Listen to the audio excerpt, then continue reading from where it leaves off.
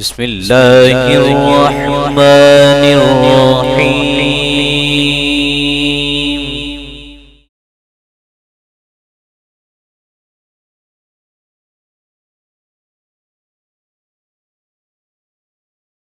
من الشیطان الرجیم بسم اللہ الرحمن الرحیم قل ان ھدی اللہ ھو الھدی وَأُمِرْنَا لِنُسْلِمَ لِرَبِّ الْعَالَمِينَ وَأَنْ أَقِيمُوا الصَّلَاةَ وَاتَّقُوهُ وَهُوَ الَّذِي إِلَيْهِ تُحْشَرُونَ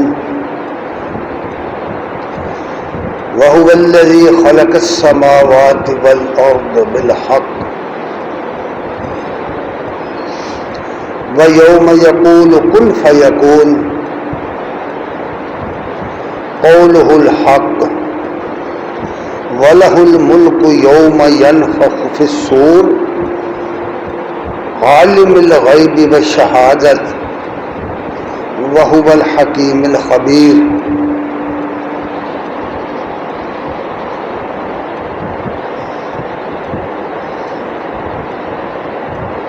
قال رسول الله صلى الله عليه وسلم قالت عائشة رضی اللہ عنہا ومن زعم ان يخبر بما يكون في غد فقد عزم على الله الفرية والله يقول قل لا يعلم ولا الله قل لا يعلم من في السماوات والأرض الغيب إلا الله وما يشعرون أيان يبعثون صدق الله ومولانا العظيم وصدق رسوله النبي الكريم ونحن على ذلك لمن الشاهدين والشاكرين والحمد لله رب العالمين. السلام علیکم ورحمۃ اللہ وبرکاتہ. ہر قسم کی حمد و ثنا کے لائق اللہ جل شانہ کی ذات کریم ہے اور بے بہا درود و سلام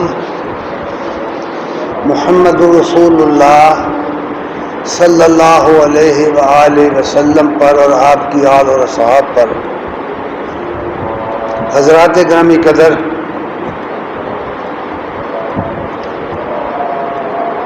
اللہ تبارک تعالیٰ نے قرآن مجید کے اندر اور نبی کریم صلی اللہ علیہ وسلم نے اپنے احادیث مبارکہ کے اندر اور صحابہ کرام نے اپنی اقوال کے اندر ایک بڑی اہم حقیقت بیان کی ہوئی ہے، اور وہ حقیقت یہ ہے کہ دنیا میں جتنی بھی امتیں گزری ہیں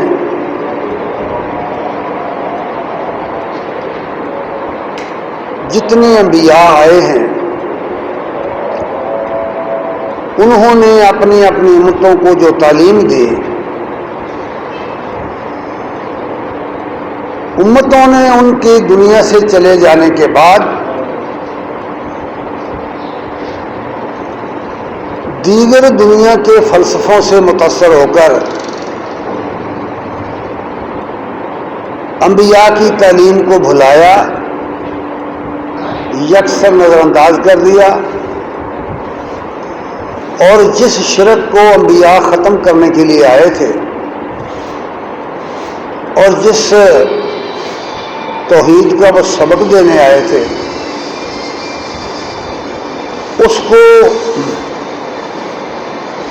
نظر انداز کر کے من مانی تعبیروں اور تعویلوں کے ساتھ انہی پیغمبروں کو، انہی رسولوں کو اپنے اپنے فلسفے کے مطابق خدائی مقام و مرتبہ پر فیض کر لیا اور پھر ان کو پکارنا شروع کر دیا۔ اس طرح آہستہ آہستہ امتیں اللہ کے رسولوں کے راستے سے ہٹ کر فلسفے کے ذریعے یا تصوف کے ذریعے ایک نیا دین اور نیا مذہب تیار کرنے میں کامیاب ہو گئیں، جس کا نام وہی رہا، لیبل جس کا وہی رہا جو انبیاء نے دیا تھا۔ اس طرح کے مسائل بے شمار ہیں، اور ہر مسئلے پر یا اس کی ہر نوعیت پر، اس کی ہر قسم کی قسم پر علماء کرام نے ہمیشہ ہر زمانے میں کتابیں تحریر کی اور ان مسائل کو اچھی طرح اجاگر کر دیا اور لوگوں کو سمجھایا کہ اصل تعلیم وہ ہے جو اللہ تعالیٰ نے قرآن مجید میں بیان کی، اور اس کے بعد وہ ہے جس کو صحابہ کرام نے نبی کریم صلی اللہ علیہ وسلم کی اقوال کی صورت میں، افعال کی صورت میں یا تقررات کی صورت میں لوگوں کے سامنے رکھ دیا۔ اس لیے بے شمار مسائل میں سے ایک مسئلہ گزشتہ سے پیوستہ جمعہ کے اندر عرض کیا تھا، اور اس کا عنوان یہ تھا کہ اس فانی دنیا کے اندر، اس فانی وجود کے ساتھ اللہ تعالیٰ کا دیدار نہیں ہو سکتا، اللہ تعالیٰ کا نظارہ نہیں ہو سکتا۔ قرآن و سنت کی روشنی میں یہ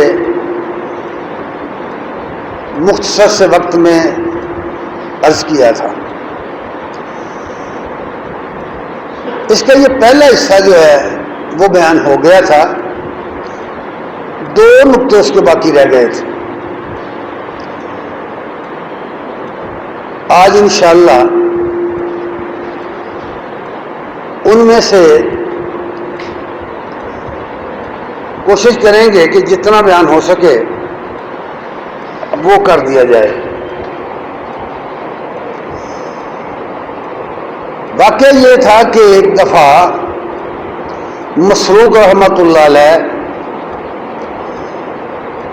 یہ تابعی ہیں، صحابہ سے روایت کرتے ہیں، امی عائشہ سے روایت کرتے ہیں۔ یہ حدیث جو میں نے جس کے چند جملے پڑھے ہیں مسلم شریف باب کتاب الایمان کے اندر ہے۔ اصل میں یہ حدیث وہاں وارد کی ہے امام صاحب نے سلسلہ معراج کے اندر، معراج کے حوالے سے بیان کی۔ مسروق کہتے ہیں کہ میں ام المومنین عائشہ رضی اللہ تعالی عنہا کے پاس ٹیک لگائے بیٹھا تھا کہ آپ نے فرمایا، اے ابو عائشہ، مسروق کی کنیت ابو عائشہ تھی، فرمایا اے ابو عائشہ، جو شخص یہ دعویٰ کرے کہ نبی صلی اللہ علیہ وسلم نے اللہ کو دیکھا ہے، اس نے اللہ تعالیٰ پر بہتان باندھا ہے۔ وہ کہتے ہیں کہ میں سیدھا ہو کر بیٹھ گیا اور میں نے عرض کیا کہ ام المومنین جلدی نہ کیجئے، مجھے موقع دیجئے بات کرنے کا۔ پھر انہوں نے 2 آیتیں ام المومنین کی خدمت میں پیش کی، ایک سورہ تکویر کی آیت اور ایک سورہ نجم کی آیت، جس میں یہ ہے کہ اللہ تعالیٰ نے فرمایا ہے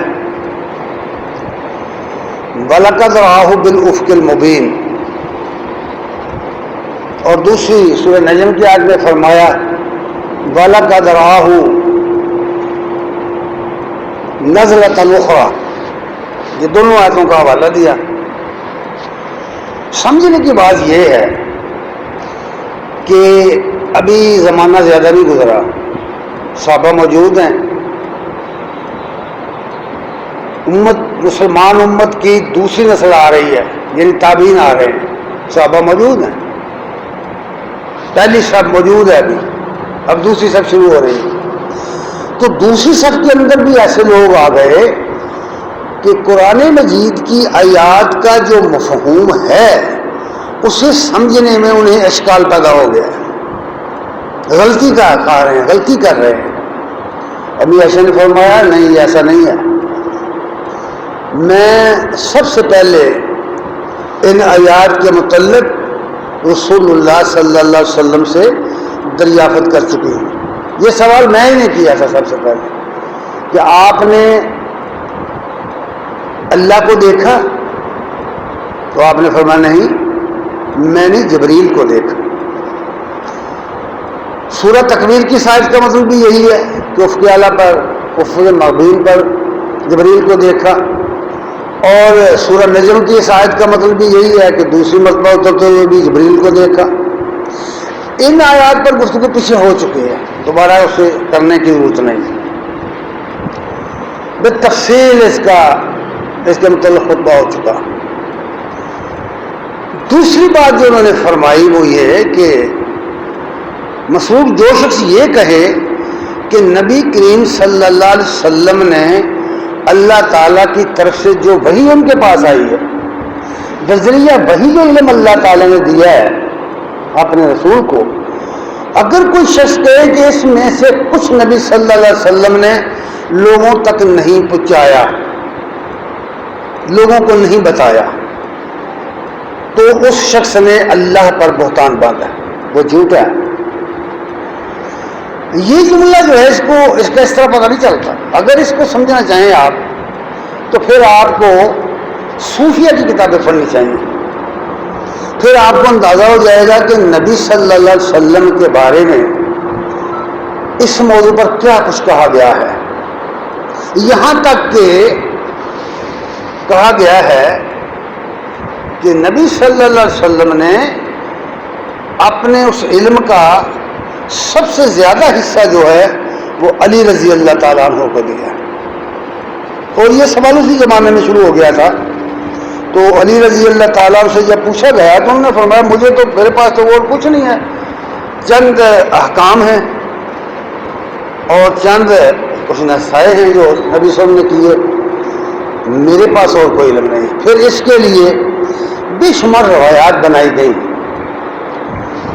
محدثین نے ان کو رد کر دیا کہ یہ روایات تمام کی تمام اس طرح کی روایتیں جھوٹی ہیں۔ تو امی عائشہ نے فرمایا یاد رکھ، اللہ تعالیٰ کا حکم یہ ہے، سورہ آل عمران میں فرمایا یا ایھا الرسول بلغ ما انزل الیک من ربک فما بلغت رسالت، اے رسول جو کچھ تیرے رب کی جانب سے تیری طرف اتارا گیا ہے اسے لوگوں تک پہنچا دے، اور اگر تو نے یہ پیغام رسانی کا عمل پورا نہ کیا فما بلغت رسالت، تو تو نے حق رسالت ادا نہیں کیا۔ رہ گیا یہ سوال کہ لوگ کیا کہیں گے، لوگ اس کے بارے میں مخالفت کریں گے، دشمنی پر اتر آئیں گے۔ فرمایا اس کی کچھ پرواہ نہ کرو، واللہ یعصمک من الناس، یہ اللہ کا وعدہ ہے کہ وہ لوگوں سے آپ کو بچائے گا، آپ کی حفاظت کرے گا۔ اس لیے فرمایا کہ یہ یاد رکھ، ایسا شخص جو یہ کہے کہ نبی صلی اللہ علیہ وسلم نے وحی کے ذریعے جو علم آیا ہے اس کو لوگوں میں سے کچھ چھپا بھی لیا ہے یا کسی خاص کو دے دیا ہے، کہ یہ بات غلط ہے، ایسا ہرگز نہیں ہے۔ تیسری بات انہوں نے جو بیان کی اس کو ہم تفصیل سے بیان کریں گے۔ آپ نے فرمایا، امی عائشہ نے فرمایا من زعم ان یخبر بما یکون فی غد، جو شخص اس بات کا دعویٰ کرے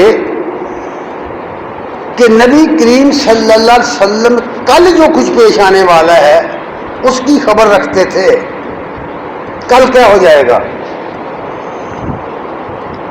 فقد عزم علی اللہ الفریہ، تو یاد رکھ اس شخص نے، وہ جھوٹا شخص ہے، اس نے اللہ پر بہتان باندھا ہے،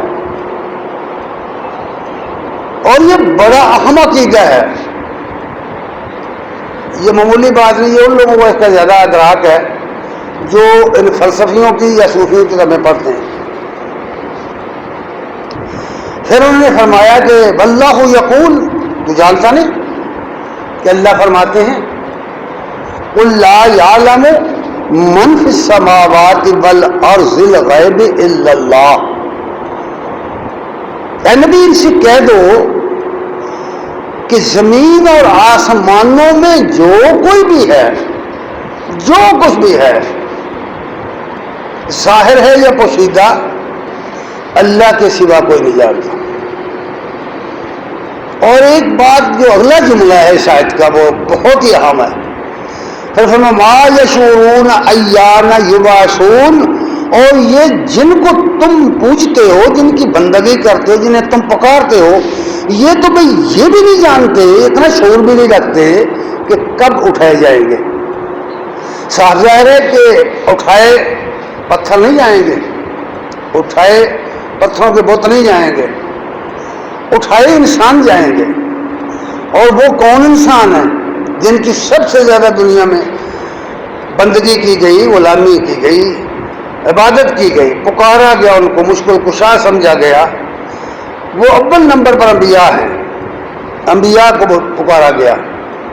اس کی مثالیں عیسائیوں میں بہت زیادہ ہیں، یہودیوں میں، اور پھر مسلمانوں کے اندر بھی۔ اور دوسرے نمبر پر انبیاء کے بعد صلحاء ہیں، صلحاء، صحابہ کو چھوڑ دیا لوگوں نے، یاد رکھنا، ہسٹری پڑھ کے دیکھ لیں، صحابہ کو کوئی نہیں مانتا، نہ کوئی صحابہ کی دربار بنایا کسی نے، نہ کوئی ان کا ختم دلاتا ہے، صحابہ کو درمیان سے چھوڑ کر کے اولیاء اللہ بنا لیے، پھر ان کی پوجا پاٹ شروع کر دی، ان کو پکارنا شروع کر دیا۔ ان کے بارے میں فرمایا ہے کہ یا نہ تو یہ نبی جانتے ہیں جو دنیا سے چلے گئے، اور نہ ہی جن کو تم ولی اللہ سمجھ کر پکار رہے ہو، نہ وہ جانتے ہیں کہ وہ کب اٹھائے جائیں گے۔ جنہیں یہ شعور نہیں ہے، جنہیں یہ پتہ نہیں ہے کب اٹھائے جائیں گے، وہ تمہارے بارے میں کیسے علم رکھتے ہیں؟ یہ ہے جو بات سمجھائے گی۔ اب قرآن مجید میں اس بات کو دیکھیں، اس میں اتنی آیات ہیں کہ ان کا شمار ممکن نہیں ہے، اگر ان کو جمع کریں تو بہت ضخیم کتاب بن جائے گی۔ سورہ اعراف کی آیت نمبر 188 میں فرمایا، اور بہت واضح طریقے سے یہ بات فرمائی، قل لا املک لنفسی، حکم دیا اللہ نے اپنے رسول کو، نبی صلی اللہ علیہ وسلم کو حکم دیا، ان لوگوں سے کہو، بتاؤ ان کو، قل لا املک لنفسی نفعا ولا ضرا، ان سے انہیں بتاؤ، ان سے کہہ دو کہ میں اپنی ذات کے لیے نفع نقصان کا مالک بھی نہیں ہوں، میں اپنے آپ کو نفع دینے یا نقصان سے بچانے کا اختیار بھی نہیں رکھتا۔ اللہ تعالیٰ فرما رہے ہیں نبی صلی اللہ علیہ وسلم کو کہ ان لوگوں کو بتاؤ۔ اللہ کو پتا تھا نا کہ بھئی ان لوگوں نے نبی صلی اللہ علیہ وسلم کو پکارنا ہے، پتا تھا، اس لیے اتنی وضاحت سے یہ بات بیان کر دی، قل لا املک لنفسی نفعا ولا ضرا، کہو، ان سے کہہ دو کہ میں اپنی ذات کے لیے بھی کسی نفع یا نقصان کا اختیار نہیں رکھتا۔ اس سے زیادہ واضح تعلیم کیا ہو سکتی ہے؟ الا ما شاء اللہ، اب غور کرو، الا ما شاء اللہ، یعنی سوائے اس کے کہ اللہ چاہے. اللہ جب چاہے، یہ استثناء اس لیے رکھا کہ وہ چاہے تو نبی صلی اللہ علیہ وسلم کو کل کیا ہوگا اس کی خبر کر دے، نہ چاہے تو نہ کرے. اس کی بہت ساری مثالیں ہیں دنیا میں، تاریخ میں. مثلا یہ مثال کہ نبی کریم صلی اللہ علیہ وسلم جو میدان بدر میں جب گئے، جنگ بدر جب ہوئی، مسلمانوں کی تعداد بہت کم تھی، وسائل بھی نہیں تھے، اور کفار کی تعداد بہت زیادہ تھی، 3 گنا زیادہ تھے، اور ان کے پاس وسائل بھی بہت زیادہ تھے. اتنے زیادہ تھے کہ روزانہ مشرکین اپنی فوج کو کھانا دینے کے لیے 10 اونٹ ذبح کرتے تھے. 10 اونٹ ذبح کرتے تھے. پھر شراب کباب کا اہتمام تھا، پھر کنیزوں کا اہتمام تھا گانا بجانے کے لیے، ترانے شانے، لوگوں کو جنگی سنانے کے لیے، ان کے جوش کو ابھارنے کے لیے. ساتھ وہ کنجر خانہ بھی پورا تھا. تو اس حوالے سے نبی کریم صلی اللہ علیہ وسلم کو اللہ تعالیٰ نے عطا فرما دیا، اور آپ نے اپنے ساتھیوں کی حوصلہ افزائی اور ان کے حوصلے کو، ان کے مورال کو بلند رکھنے کے لیے نشاندہی فرما دی. آپ کو اطلاع مل گئی فلاں فلاں شخص فلاں فلاں جگہ قتل ہوگا، آپ نے نشان لگائے میدان بدر کے اندر، فلاں شخص یہاں مرے گا، فلاں یہاں مرے گا. اس طرح پہلے ہی آپ نے بتا دیا کہ گھبرانے کی ضرورت نہیں ہے، تم پریشان نہ ہو، فتح تمہاری ہوگی. اور یہ بات قرآن میں بھی ہے. سورہ آل عمران کی ابتدائی آیات میں یہ بات بیان کی گئی، اور اسی طریقے سے سورہ انفال میں بھی بیان کی گئی، تفصیل سے بیان کیا ان باتوں کو کہ اللہ تبارک تعالیٰ نے جو منصوبہ اللہ کا تھا اس کو کیسے طرح پورا کرنا تھا. نبی کریم صلی اللہ علیہ وسلم نے بڑی والہانہ انداز سے اس جھونپڑی کے اندر دعا کی، ساری رات دعا کرتے رہے. حدیث میں ہے کہ اس قدر انہماک سے آپ نے دعائیں کی کہ آپ کی کندھے سے چادر گر گئی تھی. اس سے آپ کو پتہ نہیں تھا کہ چادر گر رہی ہے. تو ابو بکر رضی اللہ تعالیٰ عنہ نے وہ چادر اٹھائی اور عرض کیا یا رسول اللہ، آپ نے اپنے رب کو بلانے میں، پکارنے میں حق ادا کر دیا ہے. اور اس میں اسی موقع پر وہ بات بڑی مشہور ہے جو کہی تھی کہ اے اللہ، میرے پاس جو کچھ تھا میں نے لا کر کے میدان میں رکھ دیا ہے، اب میرا کام ختم، اب تیرا کام. اور یہ کہا تھا کہ اگر یہ مٹھی بھر لوگ، یہ چند لوگ آج ختم ہو گئے، شکست کو کھا گئے، یہاں شہید ہو گئے، اے رب اس زمین پر تجھے اللہ اللہ کہنے والا خالص توحید پرستان بھی نہیں رہے گا. اس انہماک کے ساتھ آپ نے وہ دعا کی تھی.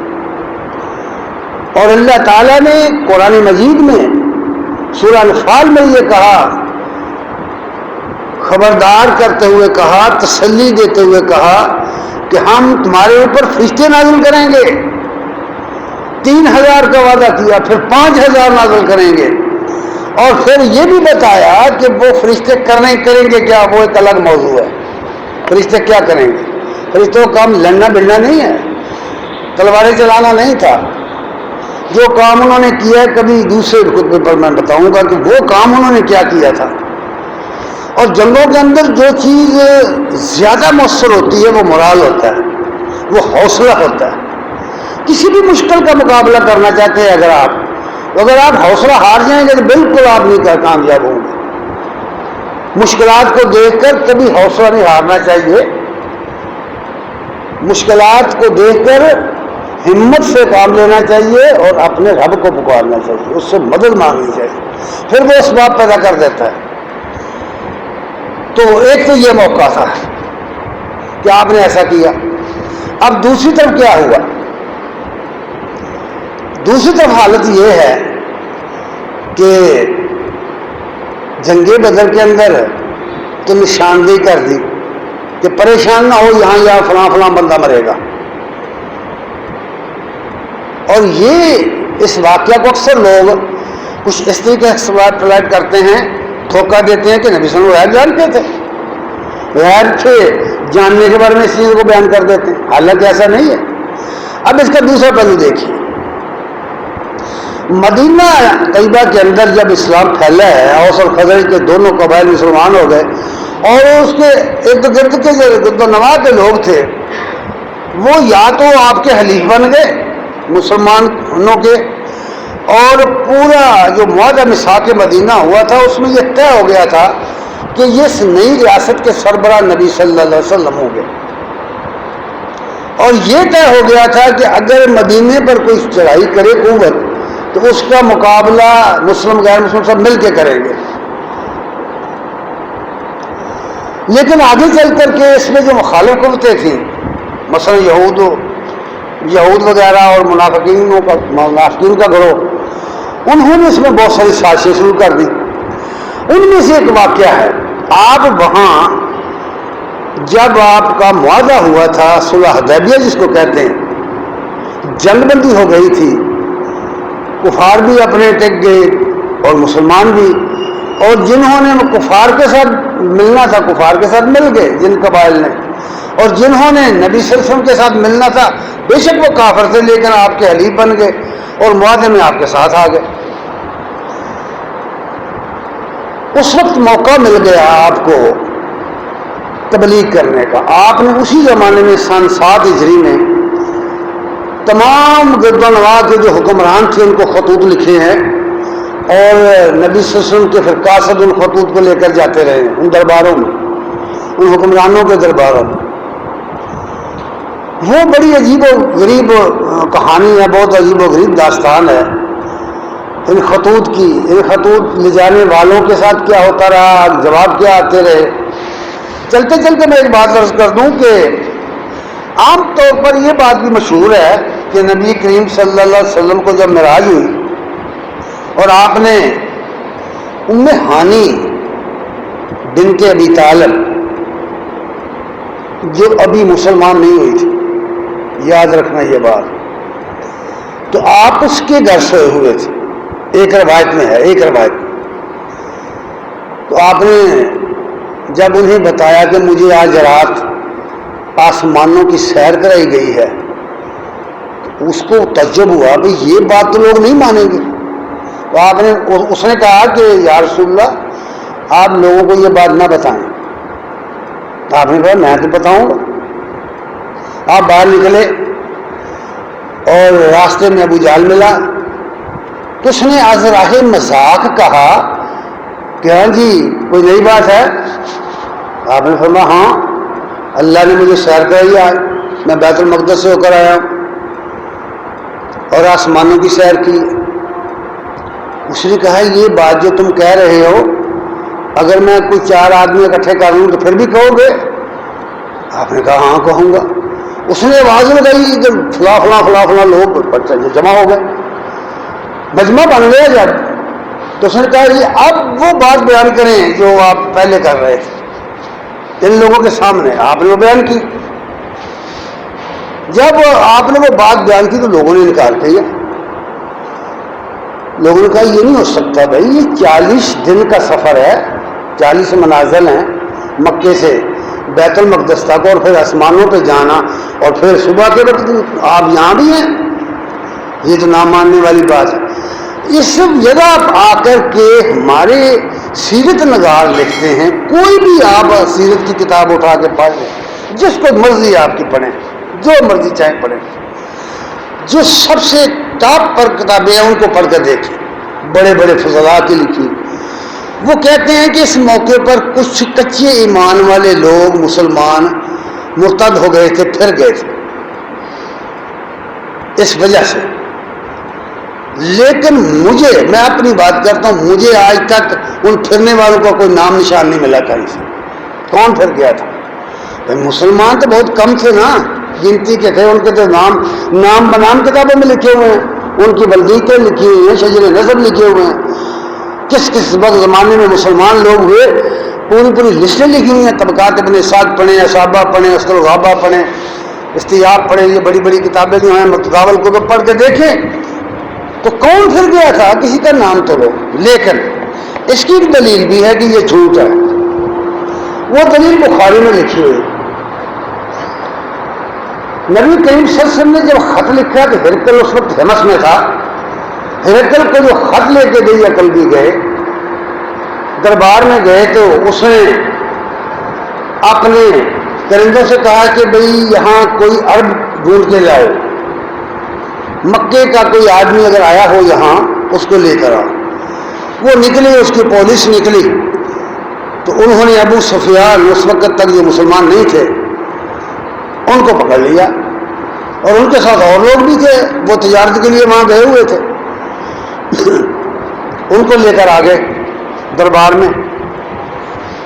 اس نے ترجمان کو بلایا اور اس نے کہا کہ دیکھو، پہلی بات یہ ہے کہ تم مجھے یہ بتاؤ کہ وہ شخص جس نے نبوت کا دعویٰ کیا ہے اس کا تمہارے ساتھ کیا رشتہ ہے. اس نے بتایا کہ وہ ہمارا رشتہ یہ ہے کہ ہم ایک ہی خاندان کے لوگ ہیں، ہمارا ان کا دادا پر دادا ایک ہی ہے. آپ نے جو تعلق رشتہ داری تھا وہ بتایا اس نے. اس کے بعد اس نے چند سوالات کیے. ان سوالوں میں سے ایک سوال یہ تھا کہ اس کے دین کو جن لوگوں نے قبول کیا ہے پھر قبول کرنے کے بعد اسے غلط سمجھ کے کوئی شخص پھر بھی گیا ہے. اب بخاری شریف کی پہلے بالکل ابتدا میں پڑھی پہلے ہی بات میں اس نے کہا نہیں، آج تک کوئی شخص ایمان لانے کے بعد مرتد نہیں ہوا. کمال کی بات ہے. اور اس نے کہا، سن کر ہرقل نے کہا ایمان کی یہی تفسیر ہے. اب بھائی ہمیں بھی سوچنی چاہیے یہ بات، ہمیں بھی سوچنی چاہیے. اس نے کہا، ہرقل نے کہا ایمان کی تفسیر یہی ہے کہ جب یہ کسی کے دل میں داخل ہو جائے تو خواہ اس کو کتنی ہی آزمائشیں کیوں نہ آ جائے وہ واپس نہیں پلٹتا. ایمان کی تفسیر یہی ہے. دلیل کیا ہے اس میں؟ دلیل اس میں یہ ہے کہ ابو سفیان رضی اللہ تعالیٰ عنہ جن کو بعد میں اللہ نے توفیق دی مسلمان ہو گئے تھے، ان کی جوان بیٹی تقریباً 22 سال کی 21 سال کی عمر ہوگی. اس کی شادی عبید اللہ بن جہش کے ساتھ ہوئی تھی. عبید اللہ بن جہش زینب بنت جہش کے بھائی تھے. زینب بنت جہش وہ ہیں جو جنہیں بعد میں ام المومنین ہونے کا مرتبہ حاصل ہوا. ام المومنین کے اندر وہ شامل ہیں. ان کی پہلی شادی زید بن حارثہ سے ہوئی جو ناکام ہو گئی، بعد میں نبی صلی اللہ علیہ وسلم سے نکاح کر لیا، ام المومنین بن گئی. یہ عبید اللہ ان کے بھائی تھے. یہ بنی نردان میں سے تھے. یہ بالکل ابتدائی سال نبوت کے اندر ہی مسلمان ہو گئی تھی. ابو سفیان مکے کا بڑا سردار، بڑا سرمایہ دار آدمی جس کی بیٹی مسلمان ہو گئی اور اس کا داماد مسلمان ہو گیا. اور جب ان پر ان کے رشتہ داروں نے سختیاں کی تو انہوں نے مکے کو چھوڑا. عبداللہ بن جہش، عبید اللہ بن جہش، یہ تین چار بھائی تھے، ان کی 3-4 بہنیں تھیں. انہوں نے تالے لگائے اپنے گھروں کو اور محلہ خالی ہو گیا. سارے کے سارے افراد نکل کر ہجرت حبشہ کر گئے اور حبشہ میں چلے گئے. اب حبشہ میں جب چلے گئے تو وہاں عبید اللہ فوت ہو گئے. اب ان کے دشمنوں نے مشہور یہ کر دیا کہ وہ مرتد ہو گیا تھا، عبید اللہ مرتد ہو گیا تھا. ام حبیبہ بیوہ ہو گئی. اب سوچئے ذرا غور کیجئے کہ اگر دوسرے تیسرے چوتھے سال نبوت کے اندر عبید اللہ جو ابو سفیان کا داماد ہے وہ مرتد ہو کر کے فوت ہو گیا ہے تو کیا اس کے لیے ایک اچھا موقع نہیں تھا کہ وہ کہتا کہ کسی اور کی کیا بات ہے، میرا تو داماد مرتد ہو گیا؟ کہہ سکتا تھا نا اپنے موقف کو مضبوط کرنے کے لیے. لیکن وہ کہہ رہا ہے کہ آج تک کوئی شخص ایمان لانے کے بعد مرتد نہیں ہوا. اور آج تک کتنے بنتے ہیں؟ 13 سال نبی صلی اللہ علیہ وسلم مکہ میں رہے اور 7 سال مدینہ میں رہے، یہ 20 سال کا عرصہ بنتا ہے جب یہ خط والا معاملہ پیش آیا۔ ان 20 سالوں میں ایک آدمی بھی مرتد نہیں ہوا، ایک آدمی۔ لیکن ہماری کتابوں میں یہ لکھا ہے، سیرت کی کتابوں میں لکھا ہے۔ پھر اگلا قصہ الگ گیا کہ پھر جب وہ بیوہ ہو گئی تو نبی صلی اللہ علیہ وسلم نے عمر بن امیہ زمری رضی اللہ تعالیٰ عنہ کو بھیجا کہ جاؤ میرا پیغام دو، نجاشی سے کہو کہ اس کے پاس قاصد بھیج کر انہیں پیغام پہنچا دو کہ میں ان سے نکاح کرنا چاہتا ہوں، اگر وہ قبول کرے تو ٹھیک ہے۔ تو انہوں نے آدمی بھیجا، ابرا اس کا نام تھا، لونڈی کا، اس کو بھیجا۔ اس نے جا کے پیغام دیا ام حبیبہ رضی اللہ تعالیٰ عنہا کو کہ مجھے بادشاہ نے بھیجا ہے کہ نبی کریم صلی اللہ علیہ وسلم نے ایک اپنا قاصد بھیجا ہے، ایک صحابی بھیجا ہے، اور یہ پیغام ہے، آپ کیا کہتے ہیں؟ تو انہوں نے اس خوشی میں اپنے پازیب، پاؤں کا زیورات اور اپنی انگوٹھیاں اتار کر دے دیں اس کو، اور ساتھ ہی کہا کہ فلاں صاحب کو میں اپنا وکیل مقرر کرتی ہوں، وہ میرا نکاح کا اختیار میں اس کو دیتی ہوں۔ اس طرح وہ نکاح ہو گیا اور پھر وہ واپس آئیں۔ نبی کریم صلی اللہ علیہ وسلم کے بارے میں یہ اس طرح کی بات اس لیے آ گئی کہ اس طرح کی بہت ساری باتیں مشہور ہیں۔ اب ایک طرف تو یہ صورتحال ہے، دوسری طرف دیکھیے، ایک طرف بدر کے میدان میں آپ بتا رہے ہیں کہ یہ ہوگا، دوسری طرف یہ 7واں سال جب ہجرت کا گزر رہا تھا اور صلح ہوئی تھی، صلح حدیبیہ، تو آپ نے بہت سارے وفود باہر تبلیغ کے لیے بھیجے۔ اس تبلیغ کے وفود کے اندر ہے ایک وفد 70 افراد کا، 70 آدمی بھیجے آپ نے۔ بڑا مشہور ایک واقعہ بیر معونہ اس کو کہتے ہیں کہ 3-4 قبائل کے سردار آئے آپ کی خدمت میں حاضر ہوئے اور انہوں نے کہا یا رسول اللہ ہم سب مسلمان ہو گئے، ہمیں قرآن کی تعلیم دینے کے لیے، اسلام کی تعلیم دینے کے لیے بہت سارے افراد کی ضرورت ہے، آپ ہمیں مبلغ دیں۔ تو آپ نے 70 افراد بھیجے۔ اب جب جس 70 افراد پہنچے ان قبائل کے اندر تو ان سب کو انہوں نے گرفتار کر لیا اور سب کو قتل کر دیا۔ ان میں سے صرف چند ایک آدمی بچے، ان میں ایک عمر بن امیہ زمری بچے، کچھ ایک دو اور بچے۔ اب غور کیجئے کہ اگر آپ غیب جانتے ہوتے، اگر آپ کو پتا ہوتا کہ ان کے ساتھ یہ ہوگا تو کیا آپ ان کو بھیجتے؟ ظاہر ہے کہ نہیں ایسا کرتے، اس کا کوئی اور انتظام کرتے۔ معلوم ہو گیا کہ جب اللہ چاہے، اللہ ماشاء اللہ کا یہ مطلب ہے کہ جو اللہ چاہے وہ بتا دے، جو اللہ نہ چاہے نہ بتائے۔ قاری رسالت کے لیے جن باتوں کی ضرورت ہوتی ہے عام لوگوں کو ان کا پتہ نہیں ہوتا، عام لوگ نہیں جانتے ان باتوں۔ تو نبی انبیاء جو ہوتے ہیں انہیں ان کا علم ہونا چاہیے، اس لیے اللہ تبارک تعالیٰ نے وہ علم ان کو دے دیا۔ اس لیے کہا کہ یہ اللہ ماشاء اللہ جو ہے یہ ہدایت ہے صرف اللہ کے کنٹرول میں۔ اس لیے یہ سورہ انعام کی آیت نمبر 71 تا 73 کے اندر یہ بات کھول دی گئی، قل ان ھدی اللہ ھو الھدی۔ ان لوگوں سے یہ بات کہہ دو کہ ہدایت دراصل وہ بات ہے جو اللہ نے بیان کی ہے، ہدایت وہ ہے جو اللہ نے دی ہے، کسی اور کی بات ہدایت کا مرتبہ نہیں رکھتے۔ اللہ نے جو رہنمائی دی ہوئی ہے وہ ہے اصل میں ہدایت، اور وہ اللہ نے جو رہنمائی دی ہے وہ قرآن مجید کے اندر دی ہے، اور اس کے بعد پھر نبی کریم صلی اللہ علیہ وسلم کے ذریعے بعض باتوں کی دی ہے کہ قرآن مجید کے مضامین کا مفہوم کیا ہے، ان آیات کا مطلب کیا ہے، ان پر عمل کس طرح کرنا ہے۔ یہ ساری باتیں جو ہیں اس کا علم اللہ تعالیٰ نے اپنے پیغمبر کو دیا، اس کا استنباط کے ذریعے دیا، اجتہاد کے ذریعے دیا۔ بعض علماء نے اس کا نام وحی خفی رکھا، بعض نے اس کا نام اجتہاد رکھا، جو بھی اس کی نوعیت ہو۔ اللہ تعالیٰ کا وعدہ یہ تھا کہ اے نبی آپ قرآن کو فرشتے کے پیچھے روح القدس کے ساتھ پڑھے نہیں، آپ خاموشی سے سنیں، ہم اس کو آپ کے لیے جمع کر دیں گے اور اس کو کھول بھی دیں گے. ان علینا بیان، ہماری ذمہ داری ہے کہ ہم اس کے مضمون کا راز کھول دیں، اس کی تفسیر آپ کو کھول دیں. اس لیے فرمایا قل ان ھدی اللہ ھو الھدی، لوگوں اصل ہدایت وہ ہے جو اللہ نے دی، جو رہنمائی اللہ نے دی اور وہ ہے قرآن. پھر فرمایا امرنا لنسلم لرب العالمین، اور ہمیں حکم یہ دیا گیا ہے، ان الفاظ پر غور کیا کرے گا. امرنا، ہمیں یہ حکم دیا گیا ہے کہ لنسلم لرب العالمین، کہ ہم رب العالمین کے احکام اور اس کی ہدایات کے سامنے سر تسلیم خم کریں. سر تسلیم خم کریں.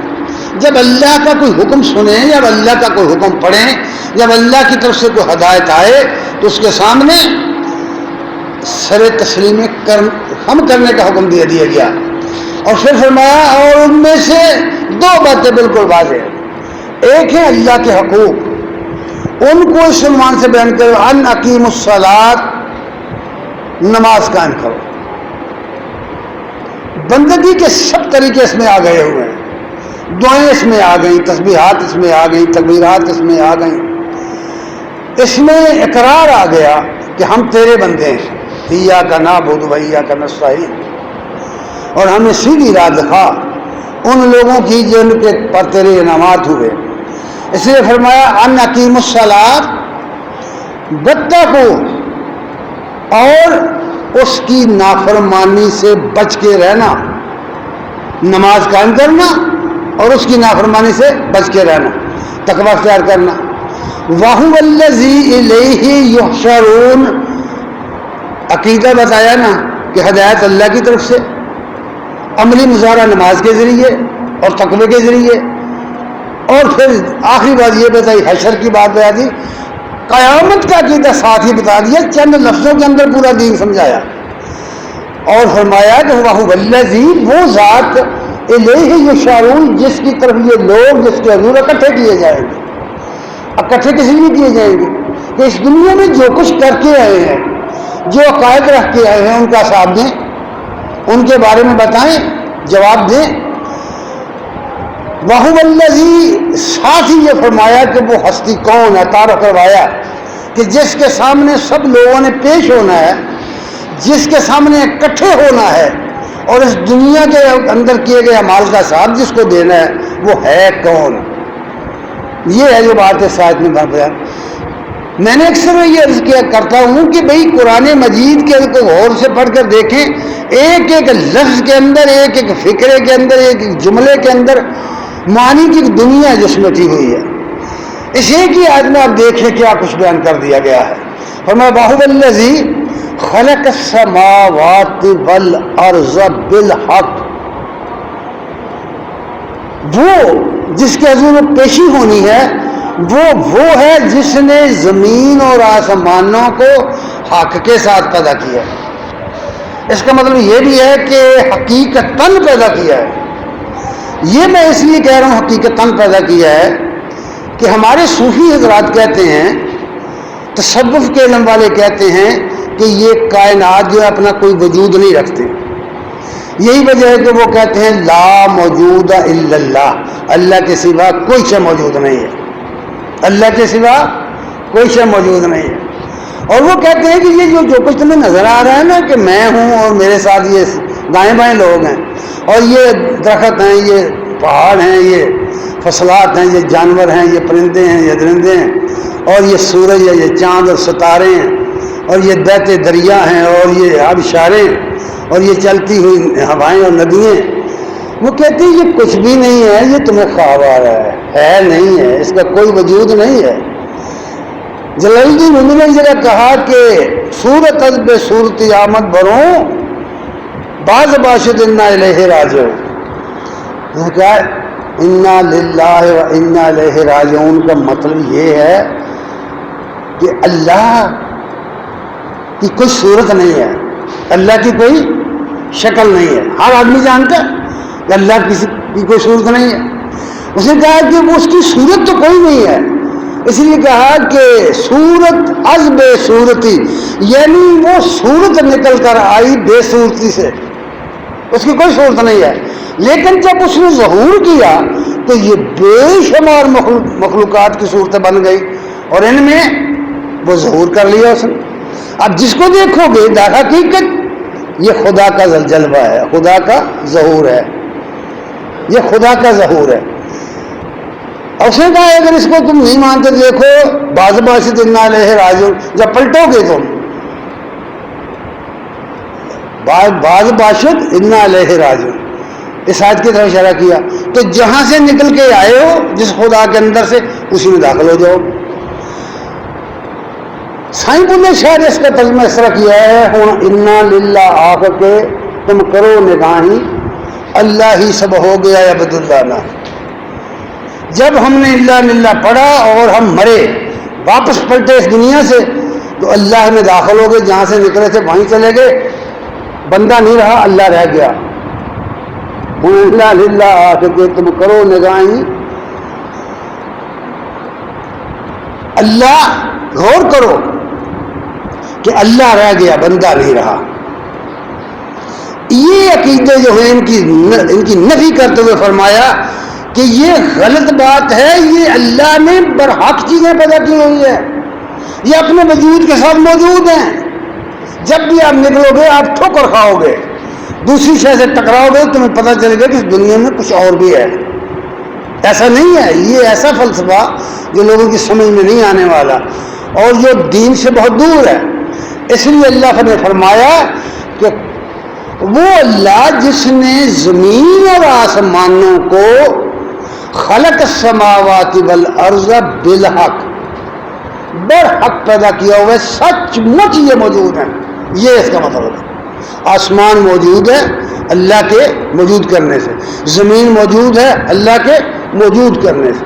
دوسری جگہ فرمایا فاطر السماوات والارض, زمین اور آسمانوں کا موجد اللہ ہے. یاد رہے یہ بات. پھر فرمایا رہ گئی قیامت جس پر تمہیں یقین نہیں آ رہا, اس کے بارے میں فرمایا یوم یقول کن فیکون, جس دن اس کا وقت زمانہ وقت آئے گا, جس دن بس وہ اتنا کہے گا ہو جا تو وہ ہو جائے گی. قیامت برپا ہو جائے گی جب وہ کہے گا ہو جا تو وہ ہو جائے گی. اس لیے فرمایا کہ قولہ الحق, اس کا فرمانا برحق ہے, اس کا قول برحق ہے, اس کا قول سچ مچ ہے. اللہ کی ہستی کی بات کر دی اور اس کی احکام کی بات کر دی. اور ساتھ ہی فرمایا بالغ الملک, یہ بادشاہت اس کی ہے, یہ ملک اس کا ہے. بالغ الملک اس کی ہوگی بادشاہی. یوم ینفخ فی الصور, جس دن کرنا میں پھونک مار دی جائے گی, جس دن کرنا میں پھونک مار دی جائے گی. اسرافیل جہاں انہوں نے لکھا اسرافیل جہاں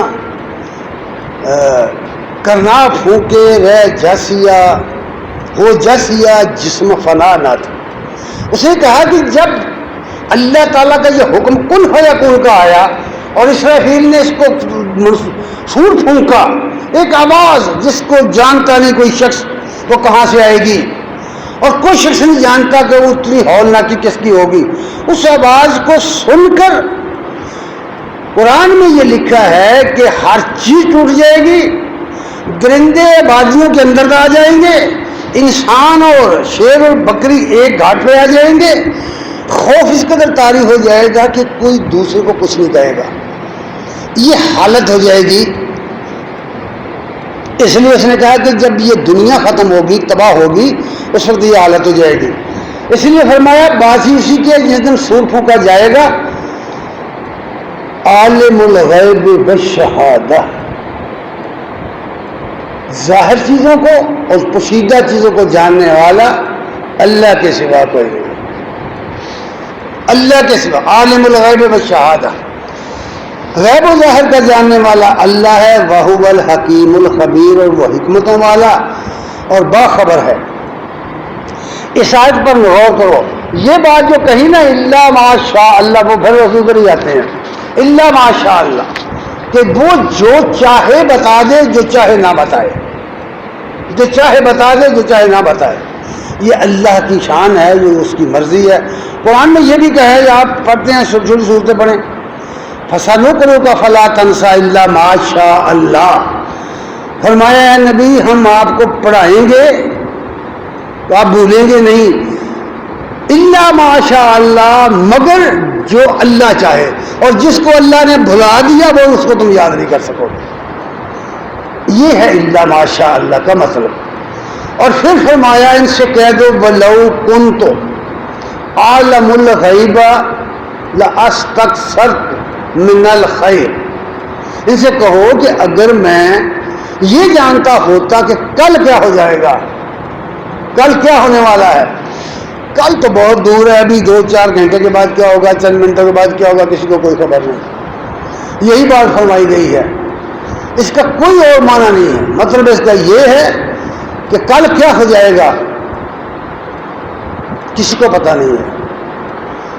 قرآن میں یہ بھی ہے، سورہ لقمان کی آخری آیت میں ہے، کوئی شخص نہیں جانتا کہ اسے موت کس زمین میں آئے، ہم میں سے بھی کوئی نہیں جانتا، اس زمانے سے لے کے آج تک کوئی نہیں جانتا کہ کوئی شخص مرے گا۔ آدمی خیال کرتا ہے میں اپنے گھر میں رہتا ہوں، دن رات گھر میں رہتے ہیں، بوڑھے لوگ مریض لوگ گھروں میں ہوتے ہیں، آدمی سوچ نہیں سکتا بھی یہ جو بستر پر پڑا آدمی ہے یہ فلاں جنگل میں کیسے مرے گا، اور اس کی بہت مثالیں ہیں۔ ہمارے ہاں ایک واقعہ ہوا کہ ایک شخص بیمار ہے، حالت اس کی جب آخری ہو گئی، بہت حالت خراب ہو گئی، تو گھر والوں نے گاڑی لی، یہ ہسپتال لے جاتے ہیں، وہ ہسپتال لے گئے جی، ہسپتال لے جانے کے لیے جب لے گئے تو گھر سے 3 میل دور جا کر این جنگل کے اندر اس کی موت واقع ہو گئی۔ جب وہ وہاں مر گیا، اب کیا کریں بھائی، واپس لے آئے، گھر سے مریض کو گاڑی میں لادا، جنگل میں مروایا اور گھر لے آئے۔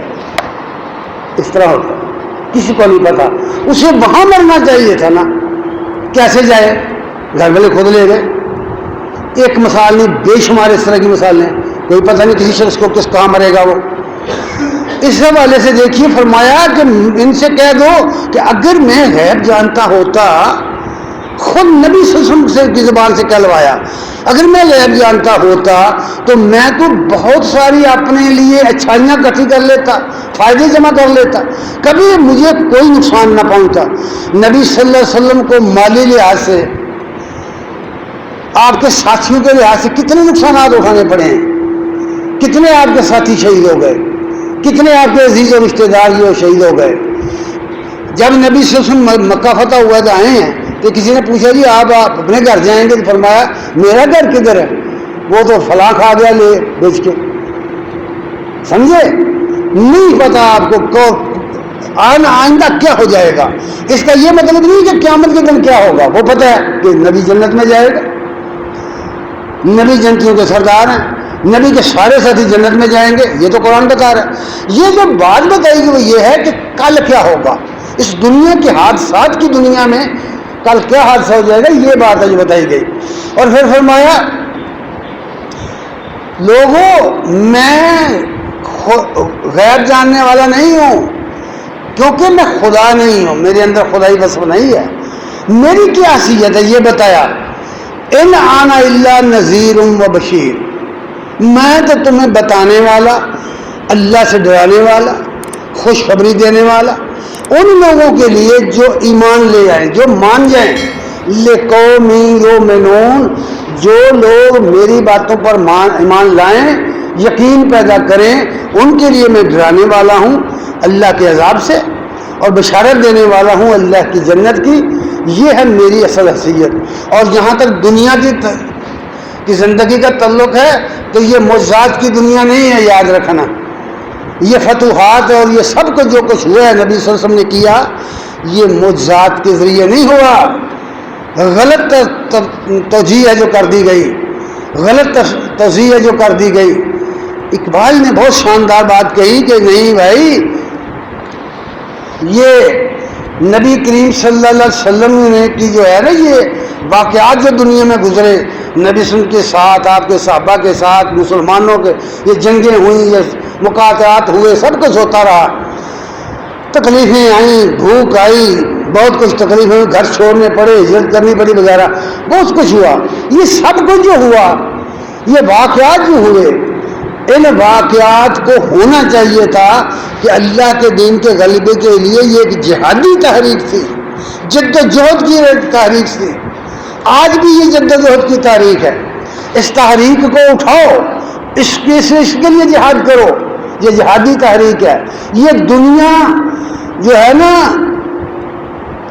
اس دنیا کے اندر کوئی کام موضوعاتی طریقے سے نہیں ہوتا بھائی، ہر کام اسباب کے ذریعے ہوتا ہے۔ ہر کام کو کرنے کے لیے آپ کو ہمت کرنی پڑے گی، آپ کو اسباب اختیار کرنے پڑیں گے۔ اسی لیے وہ کہتے ہیں کہ تیری نظر میں معجزات کی دنیا، تو یوں بیان کرتا ہے کہ سب کچھ معجزوں کے ذریعے ہوتا چلا گیا، نہیں، ایسا نہیں ہوا۔ تیری نظر میں معجزات کی دنیا، اقبال نے کہا میری نظر میں حادثات کی دنیا۔ یہاں تو ہر عمل حادثہ ہے، ہر عمل حادثہ ہے، قدم قدم پہ حادثہ ہے۔